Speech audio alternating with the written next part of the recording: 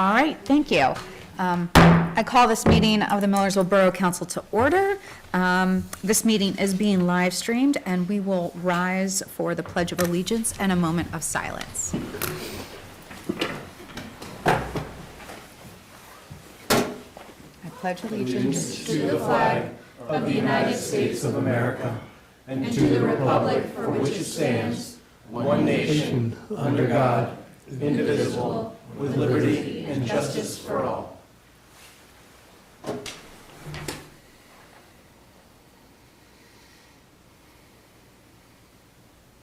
right, you may be seated.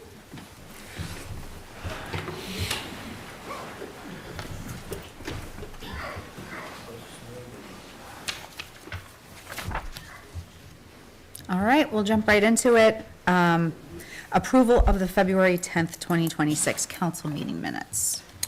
I make a motion to approve the minutes without correction. I didn't see anything. All right, Second. okay. All right, any discussion?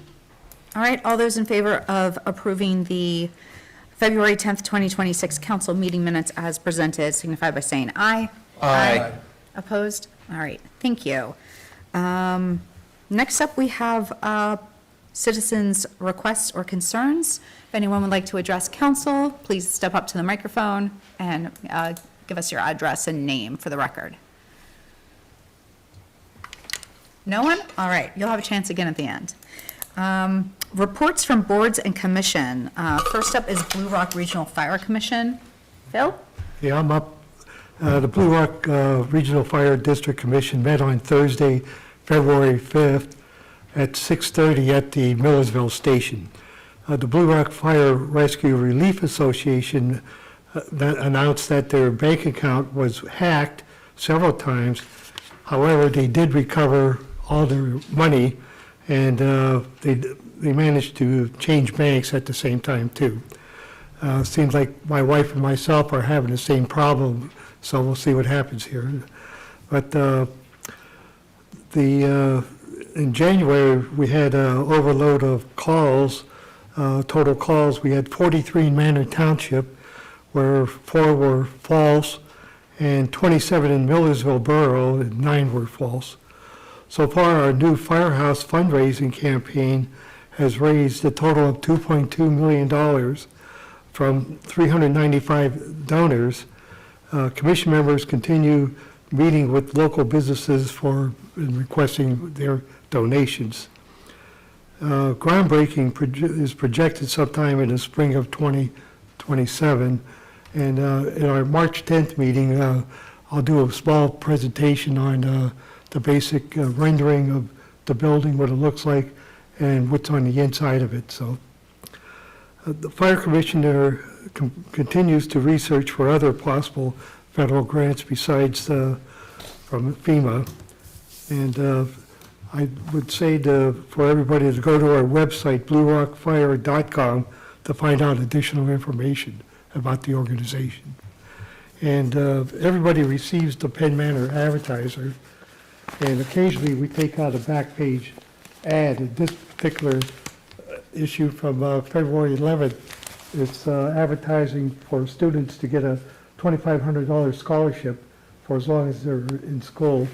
And this was covered by a $296,000 grant from the Federal Emergency Management Agency.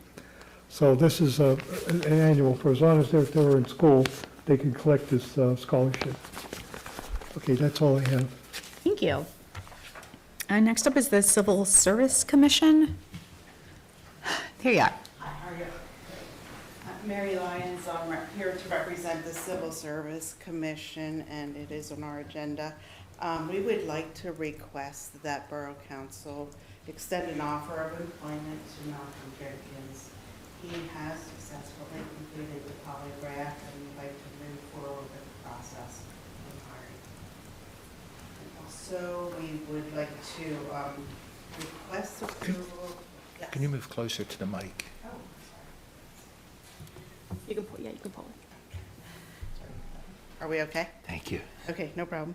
And then also request approval to advertise for a patrol officer so that we can reestablish our list for candidates And we would like to recommend that it would be Act 120 only upon hiring, or that they complete the Act 120 certification by time of hire.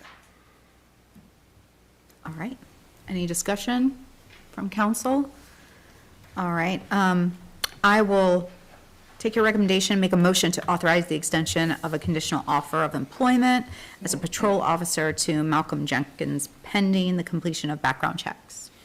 I'll make a motion to extend the conditional officer to as patrol officer to Malcolm Jenkins pending completion of the checks and polygraph exams. That's a second.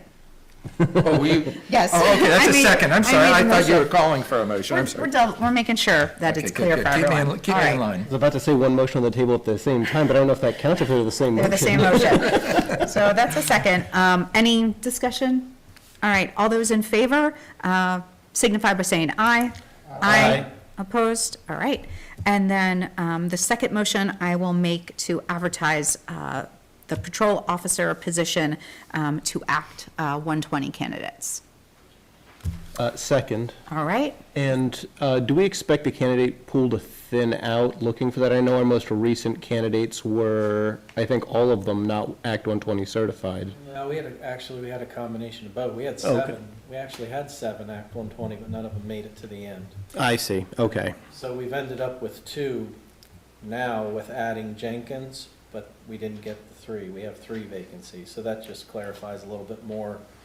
The 2 of the previous conditional offers were not accepted. So we're not expecting it to thin out the hiring pool too much. It just avoids us chasing our own tail, waiting on Right, it. and the Okay. big thought process behind that is, we won't see these 2 if we successfully get these 2 until they complete the police academy, which doesn't even start till July and is 6 months, and we won't even see them till next year at this Right. time. So if we could limit it, an Act 120 person could come on board a lot quicker.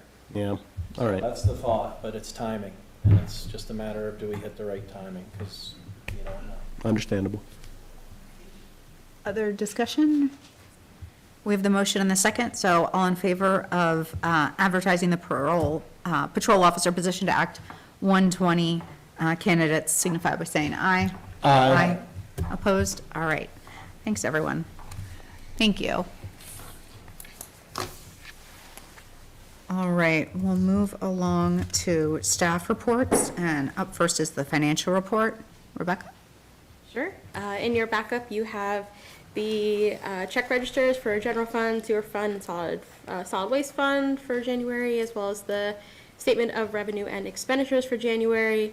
Of course, these ones are always the lighter ones in terms of it being just for January, but we are still working on cleaning up all of our 2025 records to prepare for audit. But those are our reports for this month. Okay. I'll make a motion to accept the January financial report and authorize staff to satisfy the ordinary and routine obligations incurred by the borough for this month. I'll second that. All right. Discussion, questions? All those in favor signify by saying aye. Aye. Opposed? All right. Thank you, Rebecca. Next, we have the police report. Okay. I will give you the rundown for the police department activities for the month of January. We handled 270 calls for service, including 5 ordinance complaints, 2 for disorderly conduct, 1 for noise, and 2 others, which resulted in 3 ordinance citations. We issued 1 disruptive conduct report, made 6 criminal arrests, 4 were adult, 2 were juvenile. We had a total of 4 Part 1 offenses. We cleared all 4 for 100% clearance. We had 29 Part 2 offenses and cleared all 29 for 100% clearance. The officers issued a total of 16 traffic citations. 7 were for speeding, 9 were for other violations. We handled 11 vehicle accidents and issued 58 parking tickets and patrolled just under 2,500 miles for the month. In terms of more serious cases that involve the detective or myself for investigations, we did close out a problem we had been having with vehicles being gone through for about 2 months down around the Penview development area. And I'm glad to say that we closed in on that person through some work, through cards that were used online, that were taken from people's cars. It's a long process, track IP addresses. And it took us to a search warrant that was executed on a house of the suspect that we had, and we recovered a number of items that were taken from people's cars, and we have an arrest warrant right now for the individual. So that case was finally closed out, and that's it for any of the new cases this time. All right, thank you. Code enforcement report.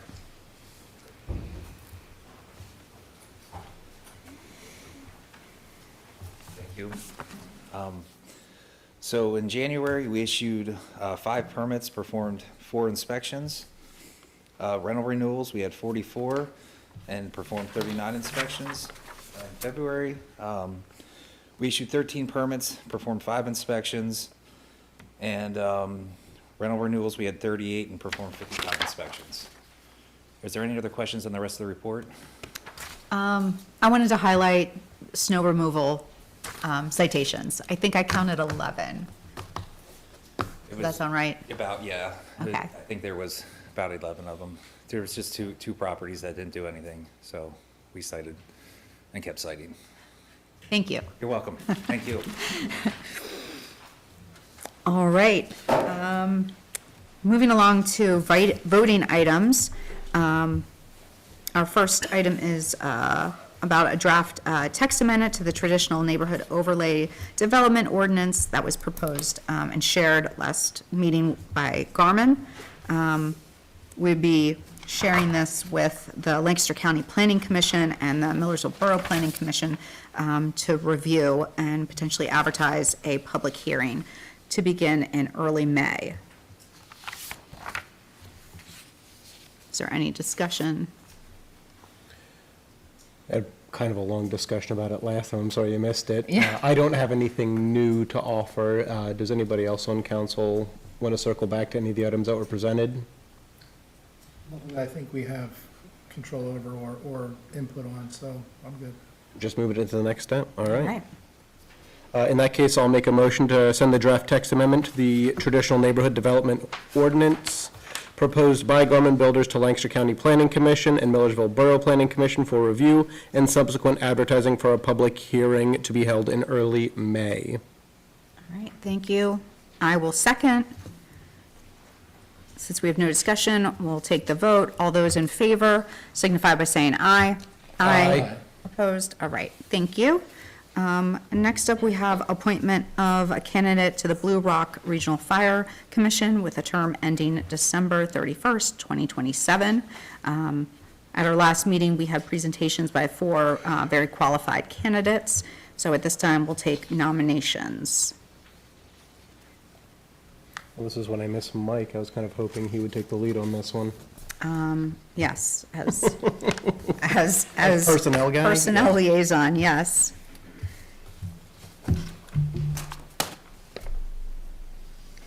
Well, I'd like to nominate Gary Hess. He's has a history of being a firefighter for a long time. He's a borough resident who has been solid, so I move to nominate him for the appointment of candidate to the Blue Rock Regional Fire Commission. Excellent. Do we have a second? Second. Okay. We are still, correct me if I'm wrong, Rebecca, we're accepting additional nominations? Yeah, since this process is that is type the same. of thing, then yeah, you can go ahead and then you can vote in the order that they were given. All right. I'll put forward a nomination for Randy Snyder, All right. although I need a second. Do we have a second? Does not appear so. All right. Anyone else? All right, we will take a vote then. First up to appoint Gary Hess as the candidate for the Blue Rock Regional Fire Commission with a term ending December 31st, 2027. All those in favor signify by saying aye. Aye. Opposed? Did someone oppose? Did all Sorry. 5 of you vote? Okay. Then congratulations, Gary Hess, on your appointment. Next up is approval of a MOU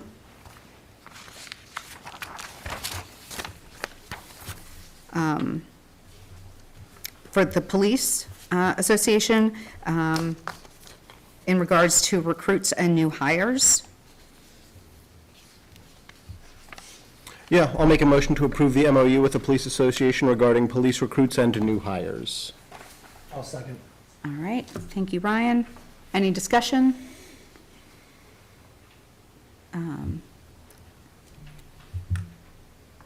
All right, all those in favor of approving the MOU with the Police Association regarding recruits and new hires signify by saying aye.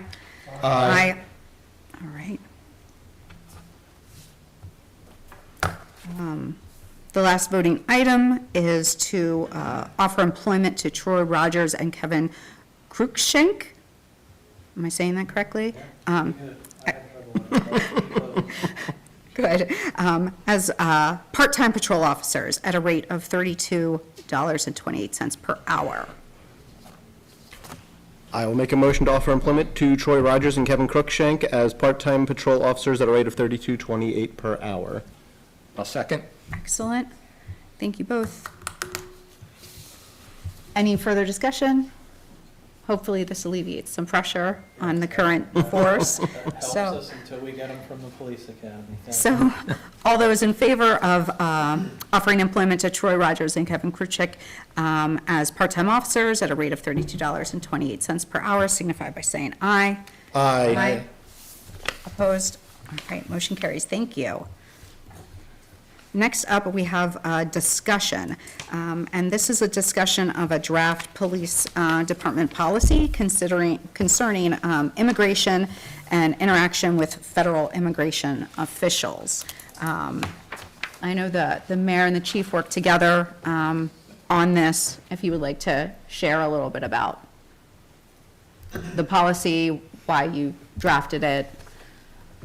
Well, a couple of weeks ago, I sat down with the chief, and we discussed a whole range of topics covering the borough of Millersville.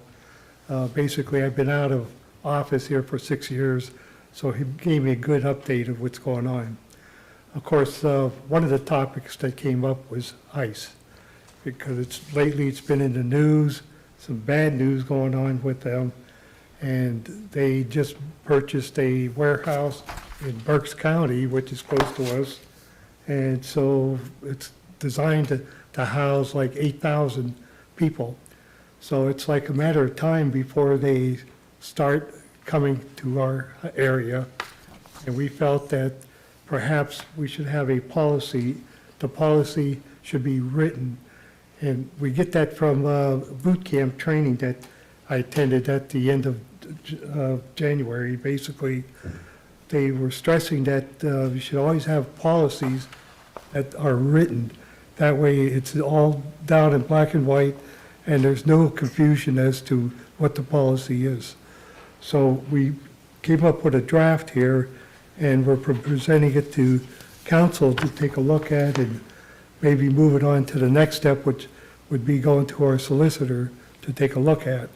But basically, in a nutshell, what this policy states is, it is the intent of this policy that Millersville Borough Police Department shall not join or enter into U.S. immigration and customs enforcement through 287G agreements and memorandums or any other such agreements which authorizes local officers to perform federal immigration enforcement duties.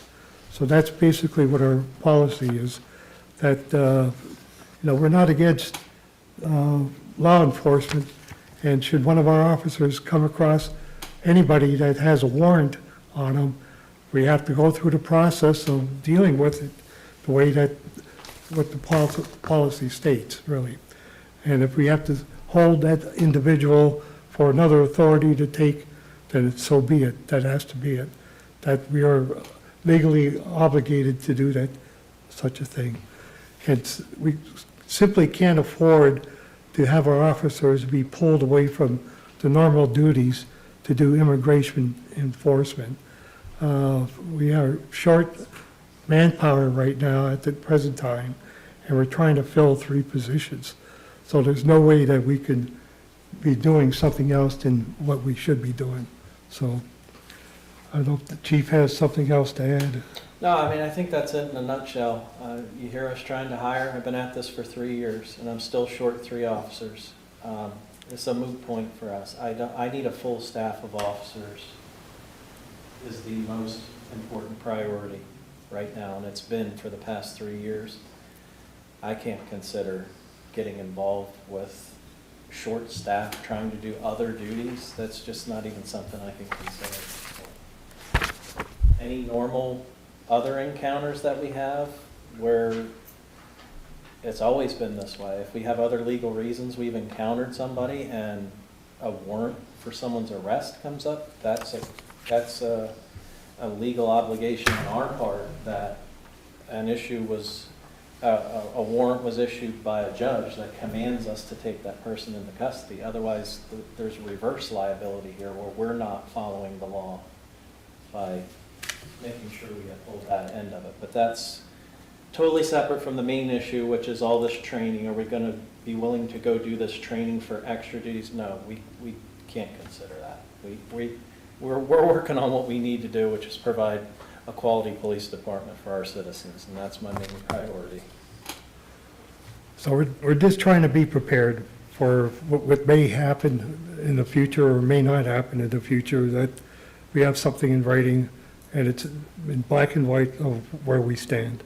So I know that the government is offering a lot of incentives to join the group, but in the paper on Sunday it was saying that these outfits that have signed up in Lancaster County haven't seen a cent yet for what they're doing. So it's basically, what's going on. So we're just going to be playing it safe, and we're all set. So it's up to council to decide if they have any questions or to move this forward.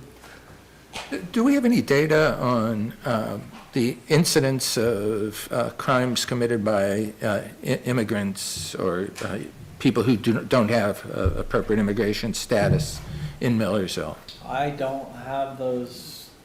I could probably figure out a way possibly to produce some kind of statistics, but I'll just also add, and I could have added earlier, that this is something, luckily for us, that occurs very, very infrequently. I mean, I'm going on 29 years here, and I can probably add up on one hand how many incidents in my entire career that involved somebody with an immigration issue where I was dealing with ICE, literally, in 29 years. So it's very infrequent here, just to make sure that point's clear.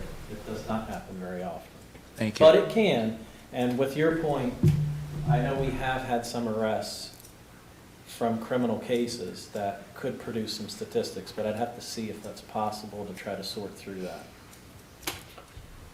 I have a specific question about 413.7.1 immigration detainers, which I broadly agree with, stating no individual should be held based solely on federal immigration detainer under 8 CFR 28.7 unless the person has been charged with a federal crime or the detainer is accompanied by warrant, affidavit of probable cause or removal order, et cetera, et cetera. One item that I have seen is issuance of something titled a warrant but issued by the Department of Homeland Security rather than by a court and signed by a judge. It may be worth being a little more specific on that point to avoid any confusion or anything like that. Second point is, I know this is a policy that is designed for the police department and will help us to better focus our resources where they're needed. I have some concern about some of our foreign students at Millersville University who are here with the proper documentation and so forth. Is there any record keeping of those people at the municipal level or by the police or the university police to know who those individuals are? No? Okay. Very good. Any other questions or discussion? I mean, I'm in agreement. I don't want our officers pulled into anything that could injure them, where we're already short-staffed. I think we need to focus on the criminal activity in the borough and keeping residents safe, rather than going on goose chases for individuals. And I'm comfortable moving forward with a policy. As the mayor said, it's just a policy putting in writing our position. It doesn't impact the law. We're not changing the laws. You're not doing anything or not doing anything that you would have done before. So I just want to make that clear. Given the items this is touching on, before moving forward with the policy itself, maybe have the solicitor take a look, ensure that we're not overstepping ourselves or something isn't being misworded or misconstrued, something along those lines. Yeah, I think any policy we would be looking at, we would want to send to the solicitor. So that would be the next step if we want to move forward with this. So if we wanted to do that, we could make a motion to pass this on to the solicitor for review and And we put update. together a resolution Yeah. for council to then review at the next.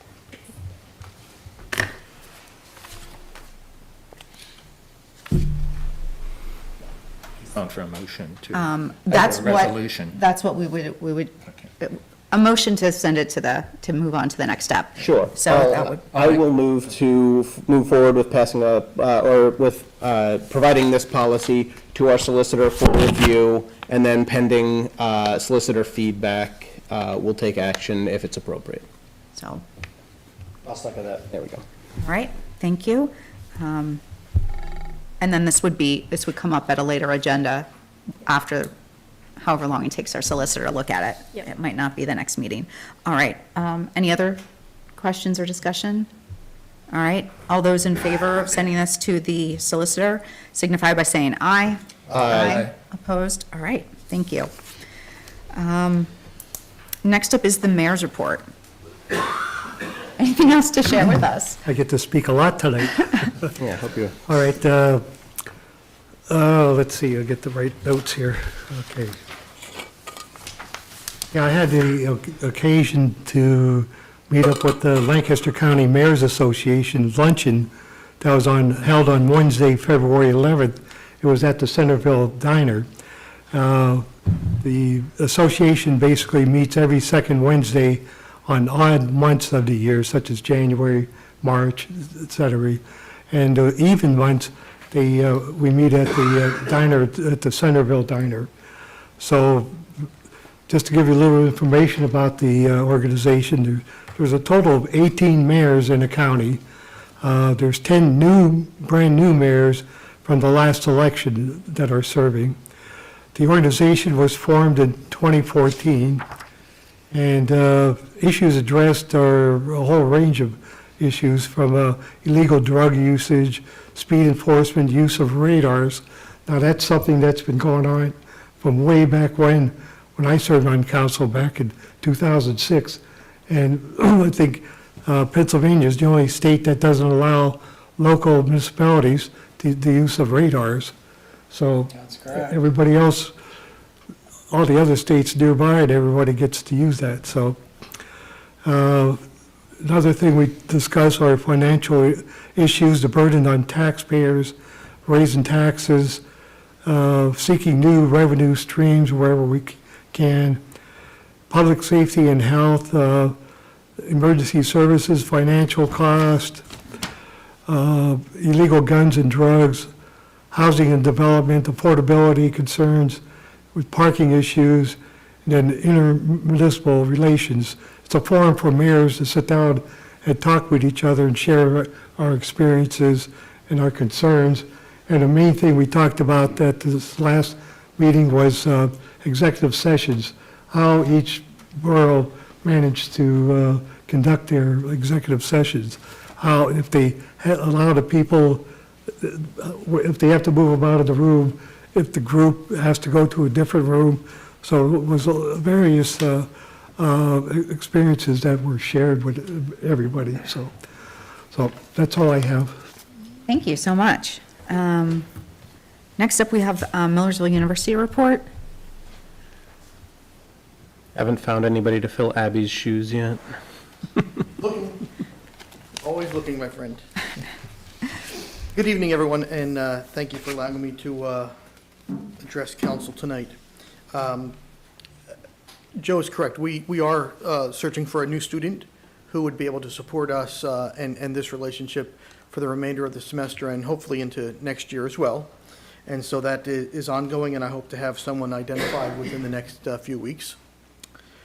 One of the things I want to bring up tonight for you is a project that I talked about with the borough manager and the mayor at a recent breakfast meeting. We are launching an initiative at Millersville University to celebrate the Conestoga River's status as the Pennsylvania River of the Year for 2026. So we are excited to celebrate that.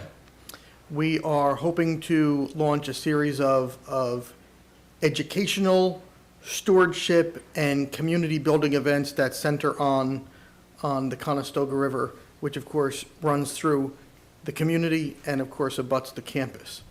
And so we are looking to find ways that we could collaborate with you and the residents of the community to support a couple of these events. We will be first and foremost in the month of April. The only thing I can tell you that's firm is in the month of April, will be toward the end of April, our Conestoga Outdoors Club on campus. Those students will be having a cleanup day that will at least in part, if not all, focus on river cleanup. And so with that being said, I'm looking to solicit your participation and your support for any number of activities. We had a meeting today, initial meeting of a few folks on campus today, and we hope to then bring in some other folks from the community and other organizations. We started talking about things such as fishing demonstrations and derbies, to river walk and nature discussions, to things such as, to social activities such as river tubing and kayaking that could entice both community members and of course some of our student body as well. So whether they be social, educational, or environmental stewardship, we are hoping that this year we can all celebrate together the Conestoga River, and we do know that it has a special place for all of us, but we also know that the river is still challenged in many respects, and so we'd like to bring light to not only its elegance and its tradition as part of our community, but also the things that we can all do to be better stewards. So that is an initiative that we are seeking support on, and I will be, as plans come together, I'll be bringing them here and hopefully sharing them with you to get your input and support for. The other thing I wanted to mention, we have a couple of events coming up shortly. One of the things that I wanted to make sure that was mentioned, because it's something that many community members participate in, is our 41st Annual Conference on the Holocaust and Genocide. That we have a couple of events related to that, one coming up on March 3rd, the other one coming up on March 19th, and you can certainly read more about those on our website. Coming up more immediately here at the end of the month of February, we have a Black History Month set of performances down at the Ware Center, which again are on the website and promise to be great performance-based events. Finally, I just wanted to mention to you that we're coming up on the middle of our spring semester, and so the spring break will be for us the second week of March. And once campus goes, as you know, once campus goes quiet for that week, we usually come back with added adrenaline and a lot of acceleration toward the end of the semester. So it's always a wild ride from spring break to the 1st of May. So, but we look forward to many great things as we lead into commencement weekend in May. Wonderful. I'm very excited about the river events. I think Greg is our liaison for events, so he might be the point person. But I think that's absolutely wonderful. When we did the comprehensive plan and some surveys, the river is sorely underutilized by our community because we don't have access points. So I'll put my plug in for access to the river, kayak or some other put-in would be great. It would be wonderful to use this event or events as a springboard to kind of strengthen that recreational element within our community. Yeah, I just wanted to I appreciate that. point that out. Absolutely. But more than happy to participate in any events. You have the full support of the community for any of that. Truly, I do Hear, believe hear. that this could be one of those pivotal moments where we can do a lot of things this year to bring the community and the college together around something that we share, which Yeah. is, a fondness for that river. Yeah, Absolutely wonderful. great. Thank you so much. Thank you. We have our Penn Manor report up next. Thank you for having me. On Tuesday, February 24th and Wednesday, February 25th, junior achievement will be at Penn Manor High School with their STEM Summit program. Students in 9th grade will be participating in a day-long program consisting of a series of activities with a focus on science experiments as well as technology, engineering, and math simulations. The Outstanding Educator Award, if you know of any of these teachers or other staff members who go out of their way to help students and support our school, please consider nominating them for this award. The deadlines for this nomination is Friday, March 13th, 2026. These nominations can be done online, and they will only be accepted online. This link will be on the district website.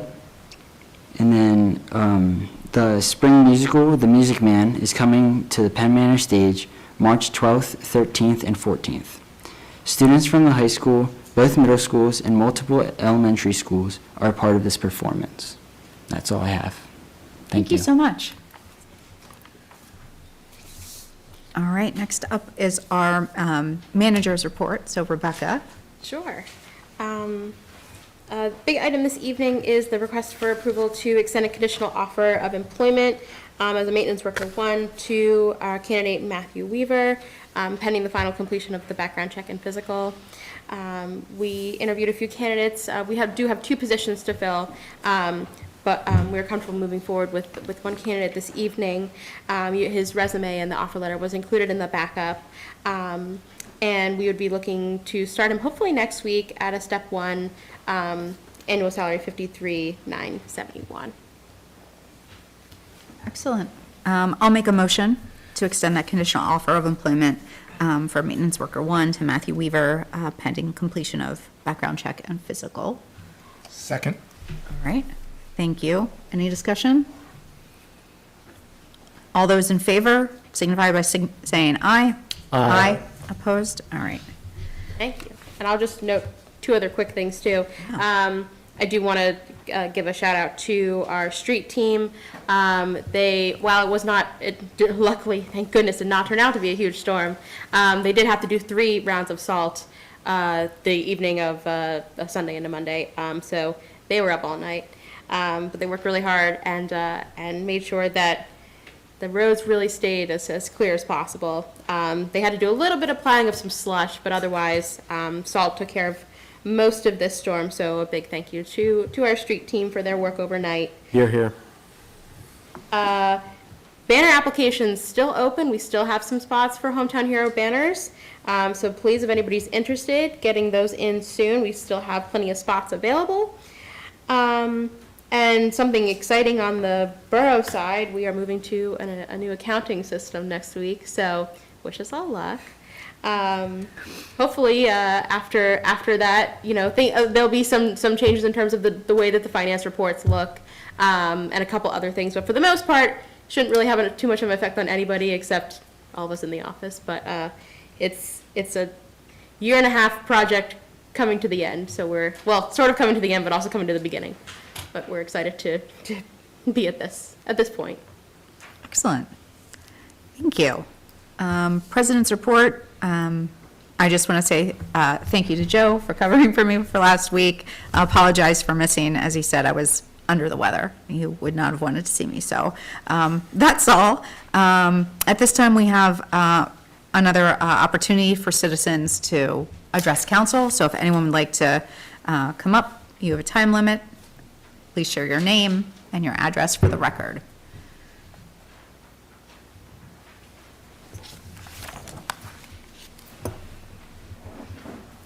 My name is Linda Belial, and I live at 437 Penview Drive. This is regarding Blue Rock. I know that Gary will do an excellent job for you. My question is will Gary be stepping down from the Planning Commission? Otherwise, he's representing 2 committees. I don't know that that's an issue. There's only certain committees where there's deemed to be a conflict. Well, in the case of Gary, he will, well, actually, in the case of the borough, is you've got a person from planning, you've got 2 people on planning, Gary and yourself. Then you have you as president of Borough Council, and then you have Gary on planning and Blue Rock. So my concern is conflict of interest, because the planning reports to this council, so that's one concern. It can be done, it's fine. But then my concern is that there may be a conflict of interest with him being on planning and with Blue Rock, because Blue Rock discusses financial things, they discuss everything else, and is it okay for the citizens to have someone representing planning and Blue Rock? That's my question. And I'm bringing it up because I really do find a conflict of interest. Usually how it's worked historically is that a resident was not involved with the other committees at all. They were totally not involved, and that would have been Phil. So he was not involved until he got voted in as mayor. So that's my question. And does it appear to be a conflict of interest? Yeah, point of clarification, and you can explain this to me. I'm not sure I understand the nature of the conflict. Okay, well, planning, we're going to have that big corner. That big corner across from the round church is coming in. Mm-hmm. There's direct conflict of interest if someone that's on planning may be involved with some of the privacy that is on Blue Rock. Blue Rocks will be impacted. They will have to either become a professional, or they'll have to either hire more volunteers, or it'll have to change how it's going to operate because of the influx of the people that will be coming in. So that directly impacts. I can see that there's an impact, Yeah. but what you're describing to me sounds like we're going to have a person who is well-informed on both items, and it would be a positive thing. I don't see how this could be used, for example, to have this individual enrich themselves financially or in some other way come into some kind of ethical conflict. Okay, that's fine. I just wanted to bring it up that to me it seems like a conflict of interest. It seems unusual to go back into the planning committee to pick out a person to run on Blue Rock when historically it has been a person that's not been involved at all with the borough. That's all. Thank you, Linda. We can always check with our solicitor if there are actually any on-the-books issues. We got to talk to her anyway about the... Yeah. Anyone else? All right, not hearing anything. We do not have an executive session, so I would call for a motion to adjourn? I would like to make a motion that we adjourn. Thank you. Thank you, Greg. All right, all those in favor of adjournment signify by saying aye.